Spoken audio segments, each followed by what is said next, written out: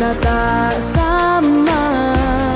Radio Republik Indonesia, kita Indonesia sesungguhnya.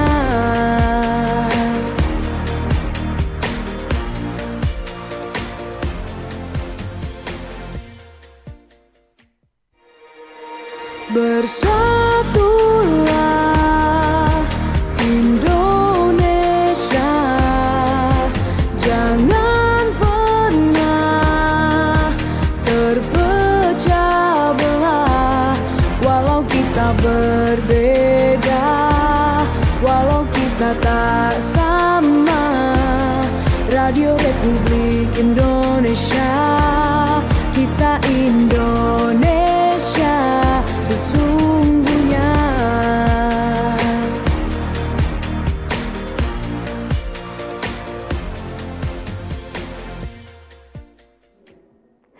Selamat siang pendengar RRI Pro 1 Manado dimanapun Anda berada. Senang sekali saya Vika Hamzah menemani Anda dalam program Dialog dalam Studio Literasi Digital. Dan hari ini tepat hari Rabu 5 November 2025 kita akan membahas tema yang sangat relevan di era serba digital ini tentunya ya, yaitu sulut melek digital, menguatkan komunikasi publik di era teknologi. Dan perkembangan teknologi informasi saat ini menuntut kita tentunya ya untuk makin cerdas dalam berkomunikasi, baik sebagai individu maupun sebagai bagian dari masyarakat yang aktif di dunia digital tentunya. Dan bersama saya di studio saat ini sudah hadir dengan Bapak Januardo Binilang, yaitu staf khusus Gubernur Sulawesi Utara bidang informasi dan teknologi. Oke, Bapak Januardo apa kabar? Luar biasa. Luar biasa. Tadi kesini dari kantor atau bagaimana Pak? Tadi dari kantor, terus menuju ke sini sambil prepare juga materi. Oh baik, materi yang akan disiapkan untuk pendengar Pro 1 semua ya. Oke, baik, terima kasih sudah hadir di studio ya Pak. Hari ini kita akan ngobrol santai tapi berbobot ini ya tentang tema yang tadi itu ya, soal bagaimana masyarakat Sulut bisa makin melek digital dan berdaya tentunya lewat teknologi ya Pak. Oke, Pak langsung saja mungkin ya, kalau kita lihat sekarang itu hampir semua aspek kehidupan sudah bersentuhan dengan teknologi digital saat ini. Nah, mulai dari pendidikan, bisnis, sampai layanan publik. Tapi di sisi lain masih banyak juga masyarakat yang belum sepenuhnya paham cara memanfaatkan teknologi secara bijak. Nah, menurut Bapak sejauh mana literasi digital masyarakat Sulawesi Utara saat ini? Silakan Pak. Oke, makasih sebelumnya ya. Iya. Pertama saya berterima kasih diundang di sini untuk bagi pendapat saya terkait literasi digital. Nah, sebenarnya ketika berbicara literasi digital ini kan benar kata Mbak tadi bahwa masyarakat kita itu sudah bisa mengakses teknologi digital, tapi yang kurang mungkin pemahaman tentang bagaimana memverifikasi tentang apa yang mereka terima, apa yang mereka lihat, dan belum banyak yang bisa mengerti tentang dampak apa yang akan terjadi jika mereka berinteraksi dengan sosial media, dengan berita, karena tak bisa dipungkiri dari kita bangun pagi sampai dengan kita kembali beristirahat kan kita bersinggungan dengan teknologi ya. Iya, betul. Bersinggungan dengan informasi, karena sekarang itu ketika berbicara digitalisasi sebenarnya kan bukan berita belum naik nih, tapi udah ada yang posting. Nah, tapi kan terkadang yang posting itu kan ibaratnya masyarakat awam ya. Iya, betul. Bukan seorang jurnalis. Jadi seringkali informasi yang disampaikan agak kurang, belum sepenuhnya benar. Oke. Dia hanya berdasarkan apa yang dia lihat. Tapi kan kalau dari sisi jurnalis nih, dia tahu nih cari datanya kemana, saya interviewnya ke siapa, dia tahu nih. Nah, dengan perkembangan seperti ini banyak masyarakat menerima berita tidak sepenuhnya benar. Oke. Nah, tapi yang disampaikan ke temannya ini yang dia lihat. Belum tentu dia verifikasi ini benar atau tidak. Iya. Nah, setelah ini kan dari mulut ke mulut nih, Mbak. Iya, betul. Akhirnya berita ini yang tidak benar akhirnya berkembang menjadi sebuah berita yang masyarakat tangkap tuh ini berita yang benar, padahal belum tentu. Belum ada berita resmi kan. Oke, tidak terfilter ya. Tidak terfilter. Oke. Nah, jadi ketika kita berbicara literasi digital, kalau sekarang sebenarnya kita hanya bisa mengakses, Mbak. Tapi bagaimana memverifikasi, bagaimana memfilter, kita belum sepenuhnya mengerti tentang itu. Oke. Nah, kemarin saya diundang untuk jadi narasumber juga di acara literasi yang diadakan oleh perpustakaan. Di situ banyak sekali anak muda, anak SMA, karena tak bisa dipungkiri mereka sekarang yang menjadi pengguna gadget terbanyak, bahkan terlama juga, Mbak. Iya, oke. Bandingkan dengan orang tua kita, itu kan paling cuma scroll-scroll aja Facebook. Nah, tapi kalau anak muda, SMA, kuliah, itu mereka udah lintas platform. Udah dari FB, Instagram, TikTok, Twitter yang sekarang dikatakan X, itu kan mereka semua main. Tapi kalau kita kaum milenial mungkin cuma 1-2. Apalagi yang ibaratnya generasi baby boomer ya. Itu kan pasti cuma Facebook aja. Iya, betul. Cuma itu. Nah, mungkin itu yang perlu kita kembangkan dalam artian perbanyak acara-acara seperti ini mungkin ya, biar kita bisa sharing, bisa mengedukasi juga ke masyarakat seperti itu. Oke. Terus lalu langkah konkret apa yang sudah dilakukan pemerintah provinsi tentunya ya, Sulawesi Utara untuk menambah pengetahuan atau menambah kemampuan komprehensif ya untuk memverifikasi berita-berita atau info-info yang masuk melalui sosial media masyarakat nih, seperti apa? Kalau untuk saat ini jujur ketika kita berbicara sosial media, untuk filterisasi itu jujur kurang kuat karena yang pertama kan platform ini bukan milik kita, Mbak. Nah, kita hanya bisa mengedukasi masyarakat lewat acara seperti ini, lewat perpustakaan, dan maupun yang sekarang itu kita lakukan adalah kita itu kerjasama dengan media-media yang kredibel untuk bagaimana menyampaikan informasi ini faktual sesuai data. Karena jujur sekarang saya sementara pelajari algoritma Facebook, yang ngerinya sekarang Facebook itu udah bisa menampilkan konten pornografi, Mbak, tanpa sensor. Oh begitu. Dan itu yang sangat bahaya untuk anak muda kita. Karena ini konten yang ditampilkan ini itu kalau menurut saya kan melakukan riset ya, ada 3 akun. Algoritma 3 akun saya ini itu tidak masuk di konten pornografi, Mbak. Tapi itu muncul di beranda saya. Nah, berarti kan ini ada perubahan algoritma yang terjadi. Iya, betul. Nah, untuk itu kan kita nggak bisa blok juga, Mbak. Misalnya orang tua juga larang anak-anak untuk pakai gadget. Karena sekarang itu udah dunia mereka, Mbak. Nah, kita hanya bisa membatasi jam mungkin. Dan masih banyak juga masyarakat yang belum tahu tentang fungsi parental control. Sebenarnya ini ada di Facebook, di YouTube, di ini juga ada. Ada fiturnya ya sebenarnya ya, Pak ya. Nah, tapi banyak yang mungkin belum tahu fitur ini. Nah, ini yang kita salah satu edukasi juga. Pertama di lingkup kita dulu, yaitu Pemprov. Untuk setiap ASN kita lakukan workshop. Dan juga kayak nantinya akan berkembang ke anak-anak sekolah juga. Dan juga kepada palak-palak mungkin. Biar mereka kan ini yang jadi ujung tombak pemerintahan. Baik. Nah, ini yang perlu kita perkuat sebenarnya dan perbanyak di mana konten-konten yang kita sampaikan nanti bukan sekedar seremonial, tapi merupakan konten edutainment seperti itu, Mbak. Nah, untuk strategi-strategi seperti ini disosialisasikannya lewat mana saja, Pak? Maksudnya yang bisa menjangkau seluruh lapisan ya, yang memang tepat sasaran seperti itu. Sejauh ini lewat mana saja, Pak? Kalau untuk sekarang pertama kita masih di teman-teman media ya tentunya. Nah, terus yang kedua Pak Gubernur juga lagi penetrasi ke kota kabupaten sampai ke semua lapisan masyarakat. Nah, baru-baru saya diundang oleh komunitas putra-putri literasi Sulawesi Utara. Nah, kenapa saya sangat tertarik dengan program visi misi mereka? Karena sebenarnya mereka yang dibutuhkan sebagai partnernya pemerintah untuk penetrasi pertama di sekolah-sekolah dulu, karena ini yang paling rawan. Nah, terus yang kedua kita akan penetrasi ke ibu-ibu. Nah, karena kenapa ibu-ibu ya tak bisa dipungkiri kalau ibu-ibu sudah kumpul, ceritanya kan udah lebih luas daripada bapak ya. Sudah kemana-mana lingkupnya ya.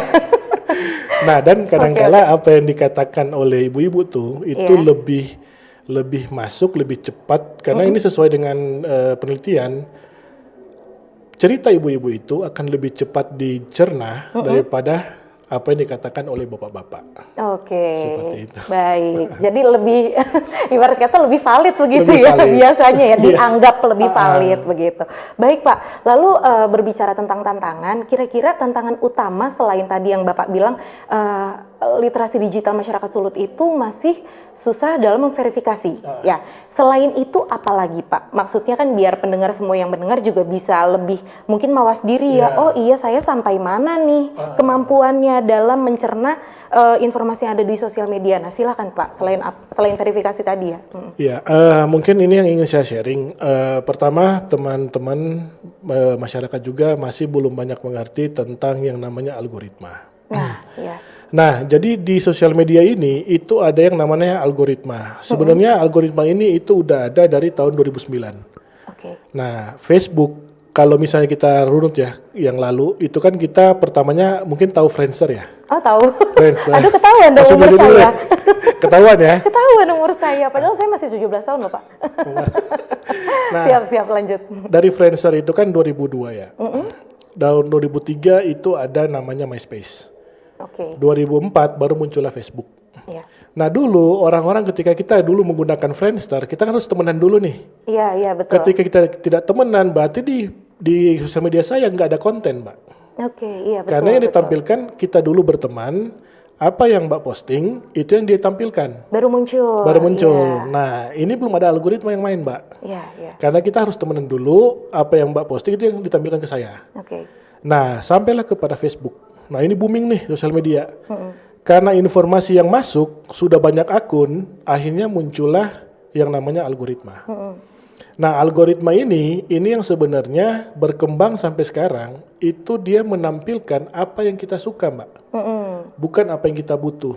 Nah, yang jahatnya algoritma, itu dia tidak memfilter apa yang ditampilkan itu baik atau tidak. Oke. Dia tidak memfilter yang ditampilkan itu benar atau tidak. Iya. Nah, seperti yang saya katakan tadi kan tiba-tiba muncul konten pornografi. Padahal dalam akun saya, akun teman-teman pasti akan sampai di titik ini yang tidak pernah melakukan pencarian Oke. atau tidak pernah membuka konten tentang ini, tapi ditampilkan di push kayaknya. Oke. Nah, jadi kembali lagi ke tadi algoritma ini kan dia mempelajari nih. Jadi algoritma saya dan Mbak akan berbeda karena dia mempelajari apa yang Mbak cari, apa yang Mbak lihat, berapa lama di gadget dan lokasi mana Mbak paling banyak menghabiskan waktu. Oke. Nah, makanya lokasi ini sebenarnya yang paling penting, banyak orang yang belum ngerti. Iya, iya. Nah, makanya yang viral-viral nih, yang nado, itu yang tampilkan ke kita nih konten. Nah, padahal itu kan belum tentu benar, belum tentu itu baik, tapi apa yang kita sukai, karena kita kan suka entertainment kan. Iya, betul. Nah, itu yang disuguhkan ke kita, akhirnya kita berlama-lama di sosial media. Iya. Nah, ini yang perlu kita kasih tahu ke masyarakat bahwa algoritma ini sebenarnya yang kita lihat itu algoritma yang memiliki peranan. Oke. Yang kita sukai belum tentu benar. Nah, ini yang kita akan edukasi ke masyarakat bahwa jangan selalu percaya apa yang kita lihat.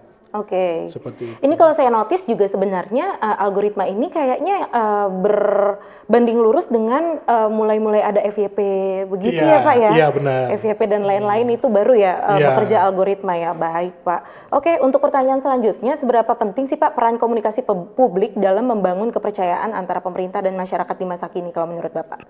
Nah, kalau untuk berbicara komunikasi publik kan sebenarnya ini bukan hanya peran pemerintah ya, Mbak. Iya, oke. Tapi ada peran juga dari masyarakat. Nah, sekarang di era Pak Julius Silvanus ini, Pak Gubernur ingin bahwa komunikasi publik ini bukan cuma satu arah, Mbak. Tapi yang diharapkan oleh Pak Gubernur dan pemerintahan saat ini itu ada komunikasi dua arah. Oke. Nah, makanya nantinya akan ada aplikasi namanya Lapor Pak Gub, di mana masyarakat juga bisa melapor Oh, ke pemerintah. oke. Nah, tapi kan kita masih sementara dalam proses untuk bagaimana masyarakat juga tahu mana kebijakan gubernur, mana kebijakan wali kota dan bupati, agar tidak tumpang tindih. Iya. Nah, informasi seperti ini yang kita harapkan jangan serta-merta apa yang pemerintah juga kasih tahu ke masyarakat diterima juga. Nah, kita juga butuh feedback sebenarnya, Mbak. Oke. Nah, karena yang pertama yang di lapangan kan masyarakat. Iya.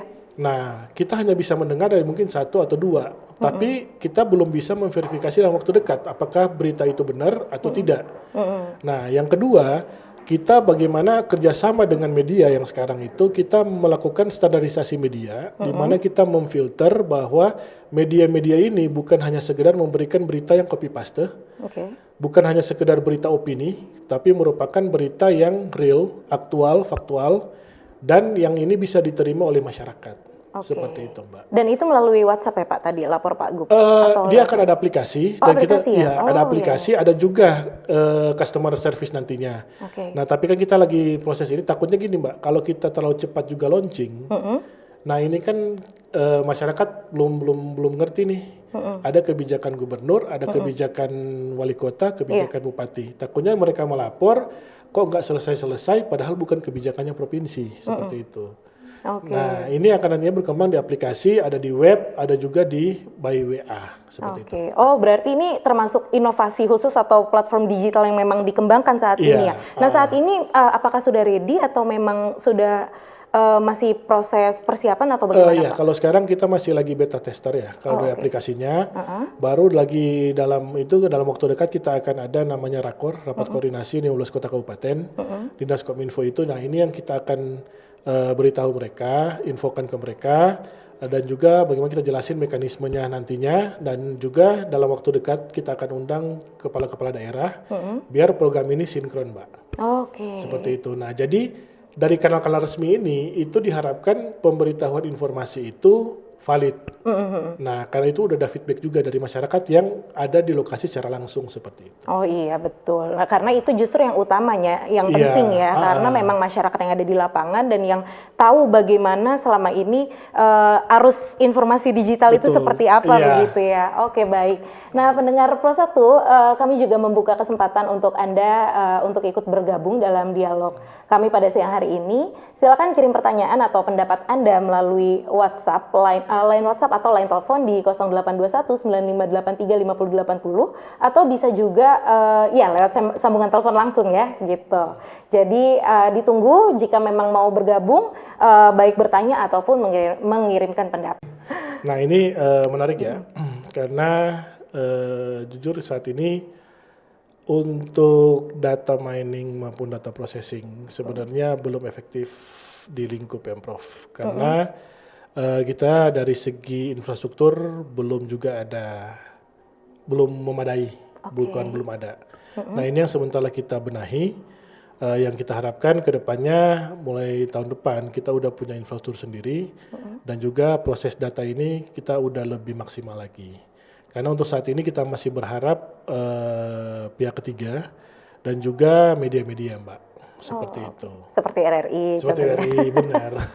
Oke, baik. Nah, itu juga kalau ngomong-ngomong infrastruktur, sebenarnya saya juga tergelitik dari tadi ingin bertanya gitu. Nah, dari kesiapan infrastruktur sendiri tuh saat ini seperti apa? Karena kadang-kadang kita kan contoh aja gitu ya, misal mau ada keluhan atau apa ke instansi tertentu gitu, membuka WhatsApp. 60-70 ya, Mbak. Oh, oke. Nah, kita ini kan akan terus berbenah. Nah, ini kan pemerintahan yang baru di bulan Februari nih. Nah, kita baru mulai step by step pembenahan dulu. Nah, tapi diharapkan tahun depan kita udah mulai berbenah lah, Bu. Oke. Mbak, seperti itu. Oke, baik. Oke, semoga untuk infrastrukturnya bisa segera 100% dan tentunya tanpa banyak hambatan ya Pak ya, lancar semua. Baik, untuk mendengar Pro 1, sementara kita akan break dulu sambil menunggu line telepon dan WA. Silakan di 0821 9583 5080, sekali lagi di 0821 9583 5080. Setelah break, silakan bergabung melalui line telepon dan WA tersebut. Jadi tetap di Pro 1, kanal informasi dan inspirasi. Kanal informasi dan inspirasi Pro 1. Selamat datang di era digital baru. RRI News kini hadir di genggaman Anda dengan aplikasi mobile terbaru. Temukan berita online terkini, cepat, dan terpercaya langsung dari perangkat Anda dengan fitur pembaruan berita real time dari aplikasi mobile RRI News. Anda tak akan pernah ketinggalan informasi. Nikmati kemudahan akses berita nasional dan internasional, berita terpopuler, dan video berita terbaru kapan saja dan di mana saja. Dilengkapi dengan teknologi terkini, aplikasi mobile RRI News memberikan pengalaman membaca yang lebih baik. Dapatkan notifikasi berita penting langsung di layar ponsel Anda. Jelajahi kategori berita yang Anda minati, mulai dari politik, ekonomi, budaya, hingga olahraga. Anda juga bisa berbagi berita penting kepada teman dan keluarga melalui media sosial dan aplikasi pesan, menjaga Anda tetap terhubung dengan dunia di sekitar Anda. Memiliki jaringan lebih dari 80 microsite tersebar dari Sabang sampai Merauke, serta memiliki tren pembaca yang semakin meningkat. RRI News menghadirkan liputan berita terlengkap dan terkini dari seluruh Indonesia. Unduh sekarang di Google Play dan App Store aplikasi mobile RRI News, membawa dunia ke dalam genggaman Anda. Aplikasi mobile RRI News, berita terkini dan terpercaya dalam genggaman Anda.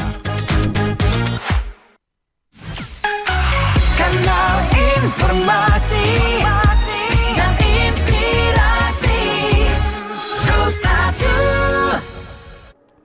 Baik, kembali lagi di Pro 1 di Dialog Literasi Digital dengan tema kita pada pagi hari ini yaitu Sulut Melek Digital Menguatkan Komunikasi Publik di Era Teknologi.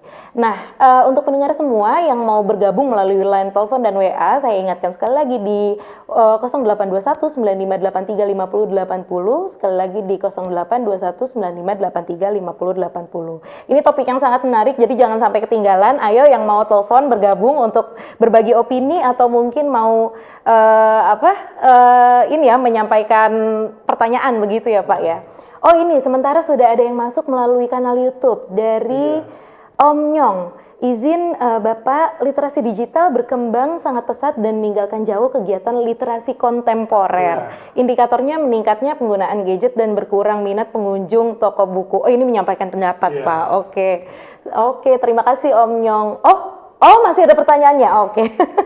Bagaimana tips kita bisa mudah memfilter suatu konten literasi digital itu? Apakah fakta atau hanya hoax? Mohon penjelasannya. Terima kasih. Oke, mungkin bisa langsung dijawab oleh Pak Denwardo. Silakan. Terima kasih Om Nyong untuk pertanyaannya. Benar sebenarnya yang sekarang keadaan bahwa semua itu udah ke literasi digital, sementara literasi kontemporer udah mulai ditinggalkan. Nah, ini yang saya katakan tadi, Pak Gubernur itu ada program untuk memperbaiki perpustakaan. Jadi perpustakaan ini yang dulunya orang anggap sebelah mata ya, sekarang mau dirubah wajahnya pertama oleh Pak Gubernur dari tampilan luarnya, karena kan ibaratnya tampilan luarnya aja nggak nyaman, gimana mau masuk kan? Iya betul, nggak tertarik. Bukan sekedar e-book. Nah, makanya ada giat-giat dari perpustakaan itu, program-program di mana kita ada bedah buku di sana. Dan ini bukan cuma dinas perpustakaan, nantinya akan berkembang mungkin di tempat-tempat umum seperti Flamboyan atau di Sunbay, di mana kita undang penulis buku sama penggiat-penggiat yang kayak tadi literasi kontemporer untuk membagi kisah, bagaimana cara menulis. Karena ketika berbicara literasi kan sebenarnya yang kita tahu hanya membaca. Iya, betul. Tapi kan bagaimana menciptakan karya juga bentuk dari literasi itu sendiri sebenarnya. Iya, betul. Outputnya ya Pak ya. Nah, jadi bukan itu, kita akan program dalam waktu dekat dan sebenarnya sudah jalan sekarang, tapi kita masih dalam tahap anak-anak SMA dulu. Karena mereka yang lebih gencar dengan gadget, makanya kita targetnya mereka dulu. Yuk balik, jangan terlalu cepat berlari. Lihat dulu nih buku, karena jujur kita baca di gadget sama di buku itu feelingnya beda. Iya betul sih, sensasinya kan? beda. Sensasinya beda. Saya termasuk juga yang besar dengan buku, begitu ya sebelum ini ya, sebelum sosmed begitu. Dan memang sensasinya itu beda sekali, Pak. Apalagi kalau buku baru kan ada aromanya, ada suaranya ketika kita buka.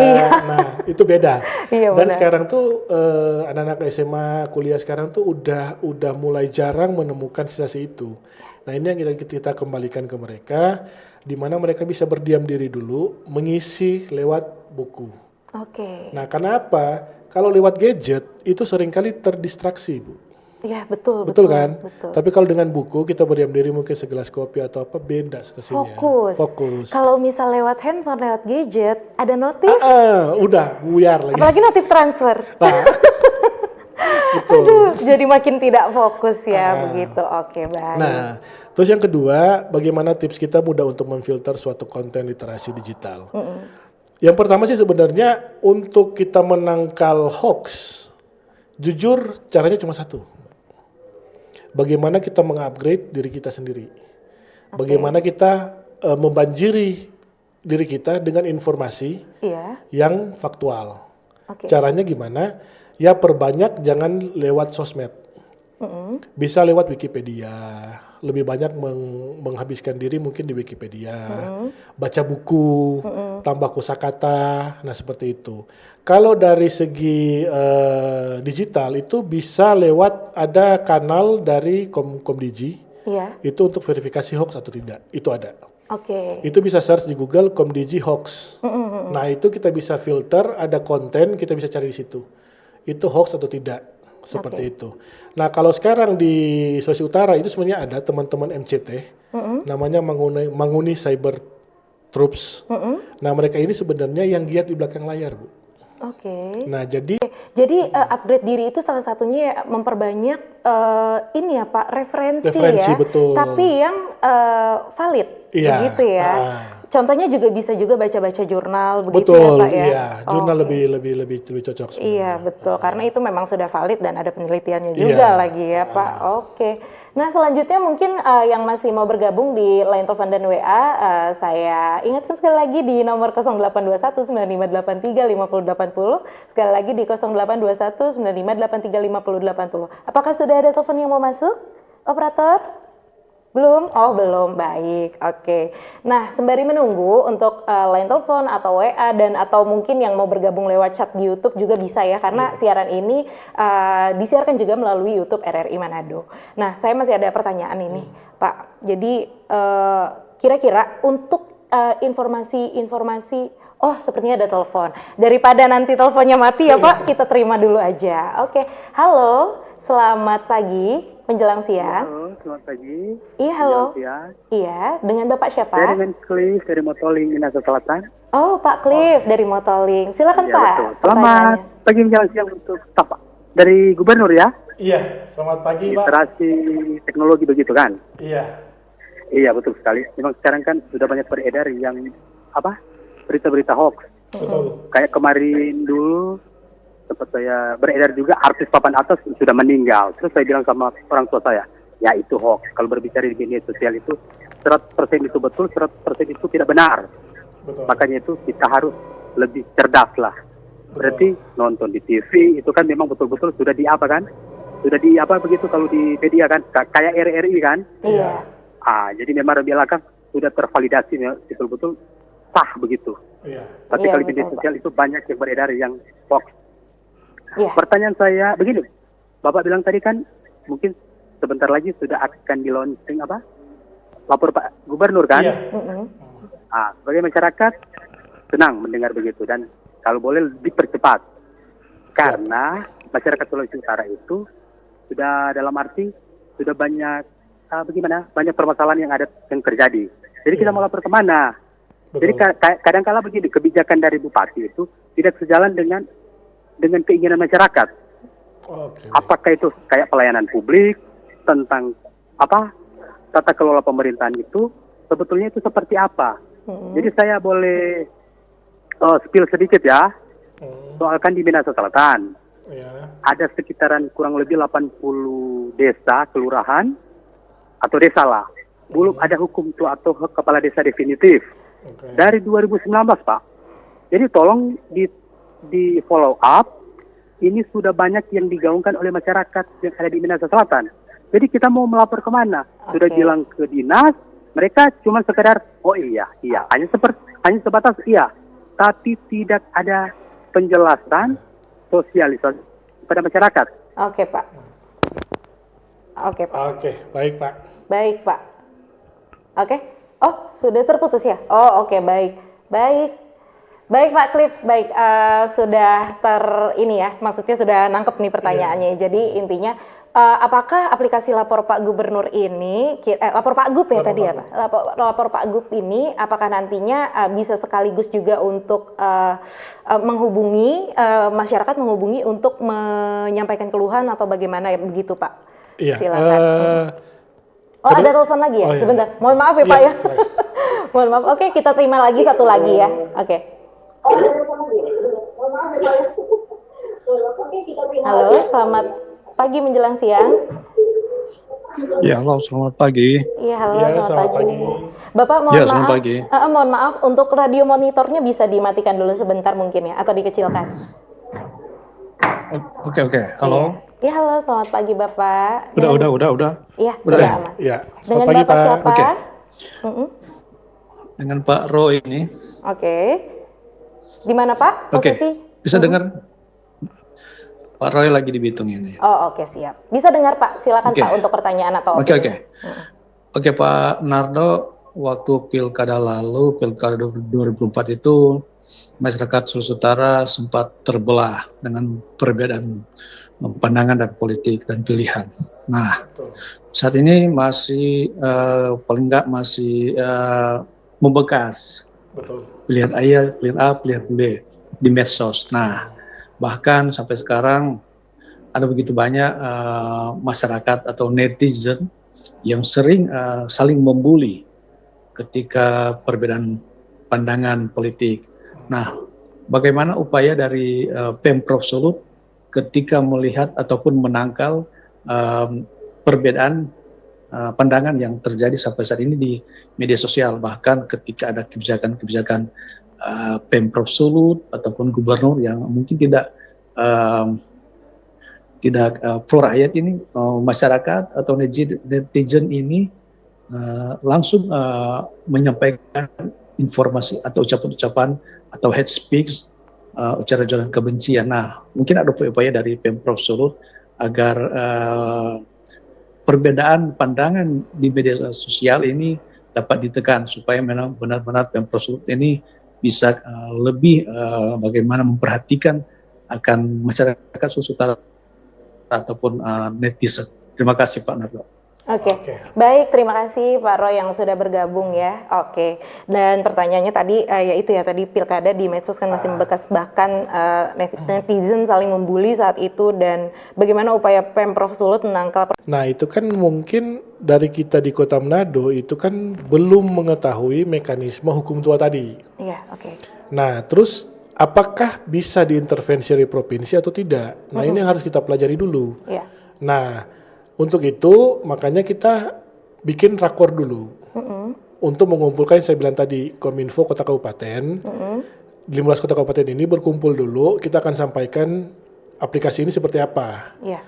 Nah, setelah dari situ kita mungkin akan mengundang kepala-kepala daerah, sehingga apa? Ketika ada laporan dari masyarakat, kita bisa tahu kemana nih arahnya, ke dinas apa, ke bagian mana.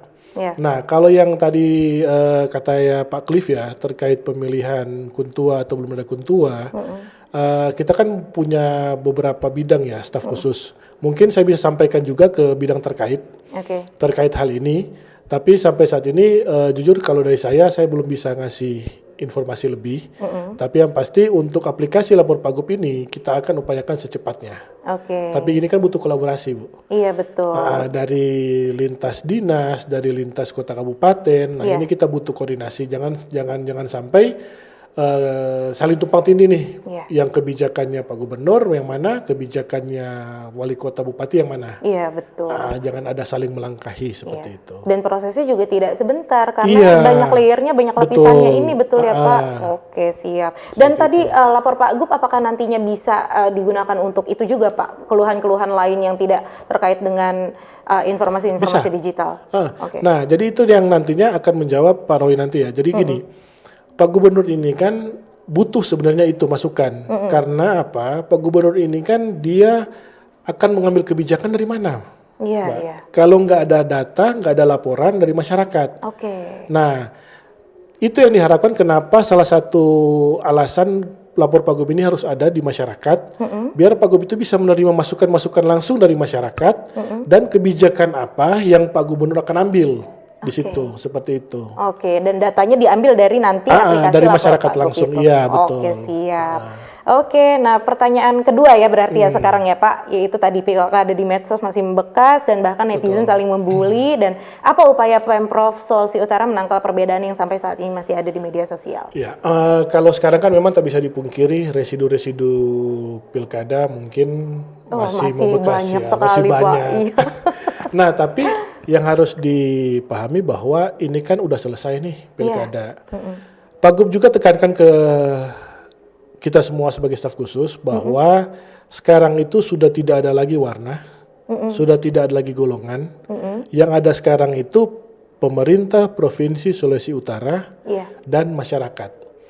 Nah, concern Pak Gub itu bagaimana visi misi yang disampaikan saat kampanye lalu itu yang akan Pak Gub lakukan di masa pemerintahan Pak Gubernur ini. Nah, jadi kalau misalnya ada bulian atau apa, pertama Pak Gub itu tidak alergi dengan kritik.